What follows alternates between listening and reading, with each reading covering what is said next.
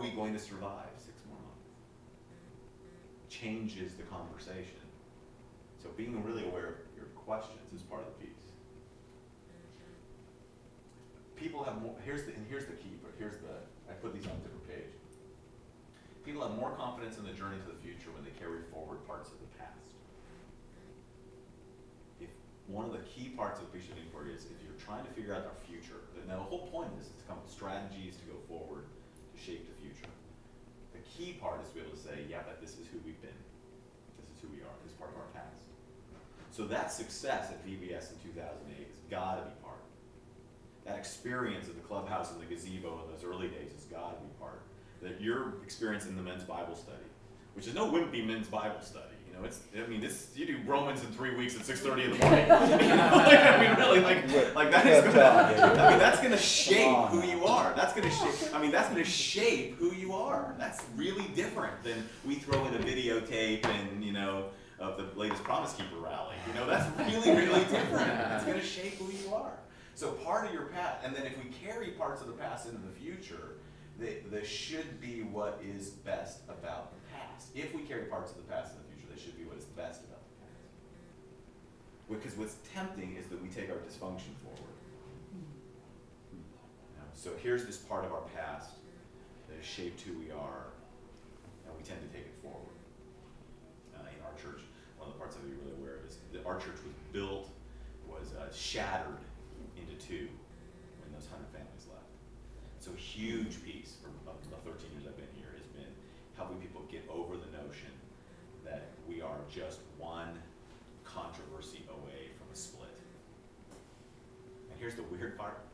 The only thing people know how to do around here to hurt my feelings is tell me they're leaving. Our church is a crack up. They fear split. Oh my gosh. If people walk into one person will walk into my office, if we do this, people will leave the church. This will be terrible. It will cause a split. Todd, you cannot do this. Stuff literally, we started something called the Lifetime Service Award. If you've been at our church for at least 25 years and you're over 70 years of age, you qualify to get an award for having spent your lifetime serving here. So we can hold you up as one of the older people to the younger people about it's worth investing your life here. When we started talking about that award, we had people walk into my office and one walk in my office, this will split the church. If you start honoring anybody, other people will be so resentful. It'll split the church. The Lifetime Service Award, it'll split the church. But once a month, someone tells me they're leaving the church. If you do that, I'm leaving the church. The part of our path, it's like people don't know what to do. If you don't stop playing those drums, I'm leaving. They don't know what to do. Todd, if you can't wear a tie, then I can't worship here. It's a crack up to me because the part of our past that keeps coming into the future is this divide. That we have to, every now and then, I just have to sit in the church and say, we gotta stop this. I've said to people a lot of times, if you tell me you are leaving the church, I will tell you, where would you like to go? I will not bite. Right. Really, I will not bite. Some of them you don't want to. Believe me. I will send you to St. Andrew's Press. They're big enough. Really, I've just said to other people, if you tell me you are leaving the church, I will not talk you into it. I am not playing that game anymore.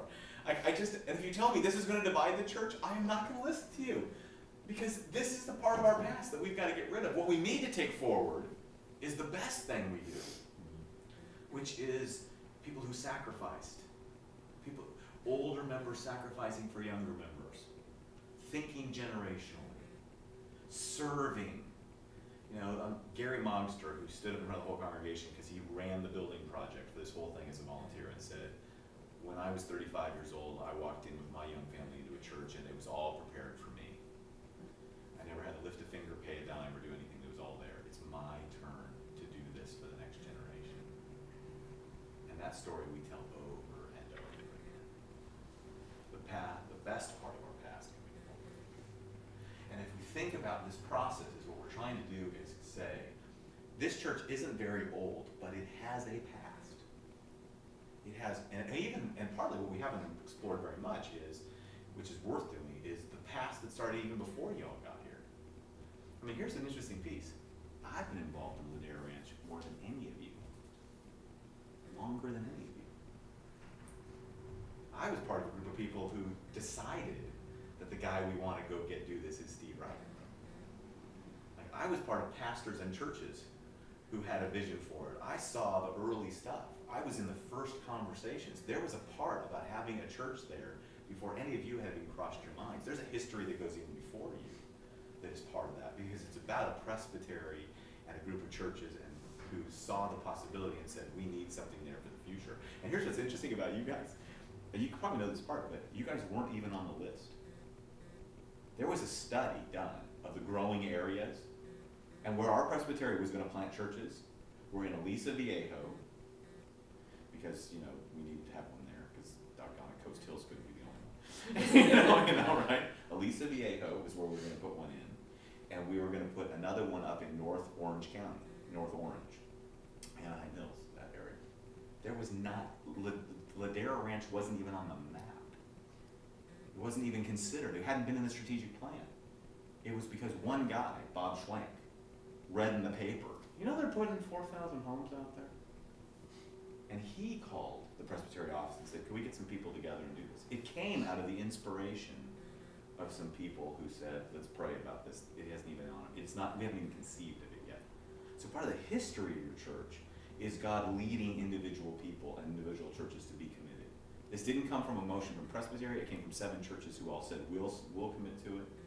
It's come from relationships and the people around it. It's very local and very much about it. And there's this history about that that happens even before you guys. What was the expectation of the driving motivation for that? I mean, I know it was a new area, and you look at Aliso, but was there, what was the driving I think desire? The only driving motivation was there is a whole group of people coming, and we have got to be part of it. But there was never a what is it going to look like, or what the form is, or what it's going to be. Or no, that's fine. It's like there's a whole group of families coming. I remember I sat. It was interesting. This is before this was torn down. In our old library, we had a presentation to our session that was brought by Craig Williams and by Duncan McCall, both pastors of churches that had been planted by the Presbytery. They showed up and said, we're both going to invest in this. Laguna Niguel and Trabuco are going to invest in this. Came to us at San Clemente. We've been around 70 years and had never invested in a new church plant. And they challenged us as pastors whose churches were 12, 15 years old. Are you guys willing to be in with us? And that for us was this huge moment of saying, are we secure enough? You know, if we were covered enough to give ourselves away to somebody else. And so there's part of that. So part of what you realize is there is this history of the past that if we can continue to stay aware of it, it comes forward into our future. And that these two pieces is that if you realize that people will move to the future if you continue to attend to the past. And if we carry parts of the past in the future, they should be the best. That's, again, focusing here. If we continually focus on the wrong thing. And then there's a couple of others. These 4 are all really interesting. But the second is, it is important to value differences. So partly I'm paying attention to your discordant voice. You know, the part of you that goes, yeah, you know, because I think that's part of what shapes it. Part of what we're going to talk about is not just where we're all agreed, you know, but where's the other voices in the middle of it? Where's the values, the differences? I was really paying attention last night to Matthew and you, and you're more new too, right? Is that right, Kristen? Mm-hmm. It's, you know, quickly that piece that said, well, we're new and like we're the second family. And all of a sudden realize, yeah, but you're drawn to the same thing, like making the connection that it's actually not all that different. But that experience of it's different than, say, the Labushkins who's been it from the very beginning. I mean, literally, like, moved Stephen, you know, into their home. So that but those values, those differences are part of it, and you have to keep bringing them out. The diversity, if you keep thinking of like an organic garden, you know, the key to making things natural and organic is diversity in the garden. You can't just grow one crop. You got to have lots of diversity in it. And lots of fertilizer. And you know what? That's what's interesting about it is, you know, where the fertilizer comes from is lots of diversity. That's how you make compost.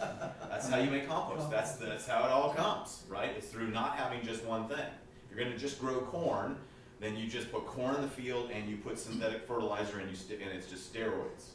But if you